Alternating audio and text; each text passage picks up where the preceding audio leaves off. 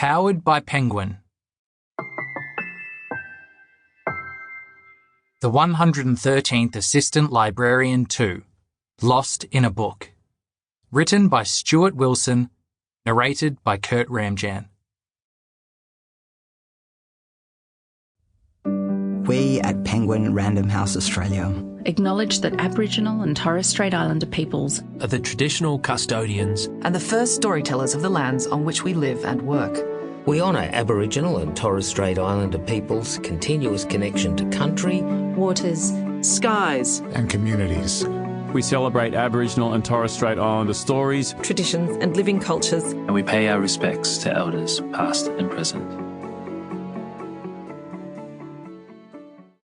To Alex, for always being there, even when the postal service isn't. Chapter 1. Butterflies and the Diving Bell. It started with a scuttling sound. Scuttling, as a general rule, was never a good thing in a library. Customary noises included the flutter of pages, the sh-th of a book sliding into a gap on the shelf, the slow, steady footsteps of someone making their way down the aisles, the scrape of a chair dragged across the floor, a cough, or even a sneeze, as long as it was followed by a murmured apology. Scuttling, on the other hand, was unacceptable. Except when the library in question was the Blackmore-upon-Wyvern Public Library, where unusual noises were an occupational hazard. Oliver Wormwood, the 113th Assistant Librarian, had dealt with bats, bookworms, spot fires, a troll, and a glass knight, so he was familiar with the unfamiliar, and had come to the conclusion that such issues never resolved themselves. They were more likely to resolve him.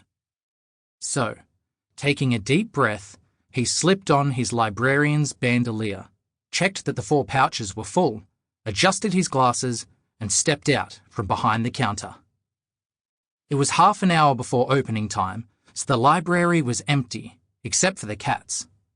Oliver passed beneath a black, slinky one standing guard on top of the nearest bookshelf, her golden eyes catching the early morning light streaming through the clerestory windows.